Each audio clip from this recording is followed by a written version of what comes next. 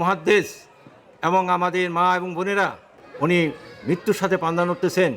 উনি দিচ্ছি মেহেরবানি করে, আপনি জানেন আমরা বাংলাদেশ আবার হয়তো হয়ে যাব। মাহবুদ এলাহি মেহেরবানি করে দয়া করে আলা খাইরে খালকিহি মোহাম্মদ ও আলিহি আশাবি আজমাইন 20 কোটি মানুষকে আপনি মাফ করে দিন।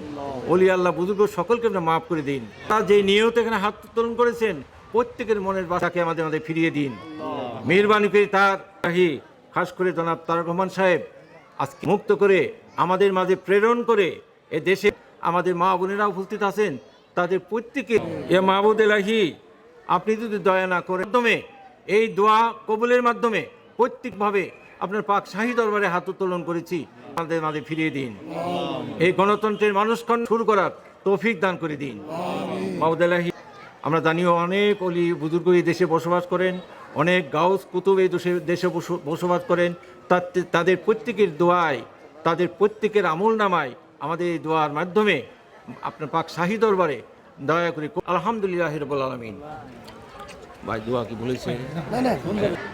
আমাদের দেশমাতা বেগম খালেদা জিয়ার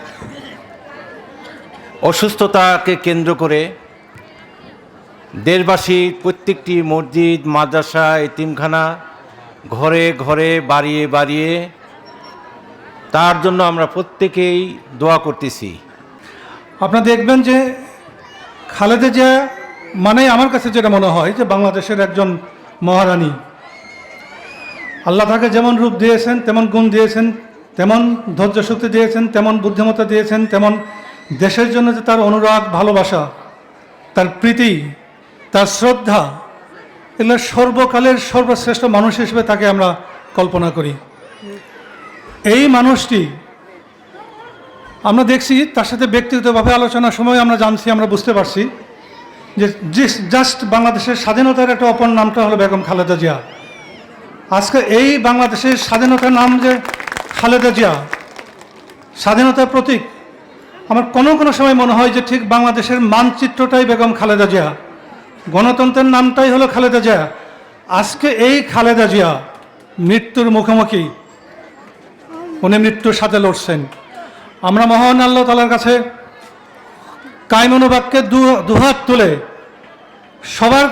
সবাই কাঁধে কাঁধ মিলিয়ে, হাতে হাত মিলিয়ে অন্তরের অন্তঃস্থল থেকে এই লোকটার জন্য, এই মহিলাটার জন্য আমরা দোয়া করতে চাই। আল্লাহ যেন তাকে এই অবস্থা থেকে উত্তরণ করে আবার আমাদের মাঝখানে যেন উনি আমাদের নেত্রীকে আমাদের মাঝখানে যেন উনি ফিরিয়ে দেন।